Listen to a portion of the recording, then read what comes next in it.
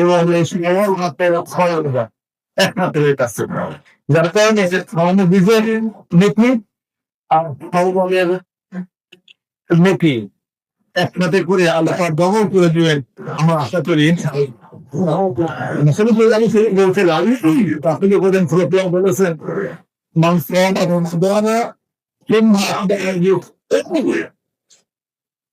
সেপ্টেম্বরের সর্বদা ফাটা একটা ফুয়া নবীজি মোহাম্মদ রাসূলুল্লাহ সাল্লাল্লাহু আলাইহি ওয়াসাল্লাম বলেছেন যে ব্যক্তি রমজান রোজা রাখলেন এরপরে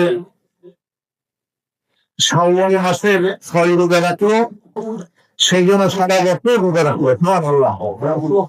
এবং রমজানের রোজার সাথে সাথে এই শাওয়াল মাস থেকে মাস মিলে সুবিধার মতো সময় রোজা নবীজি বলেছেন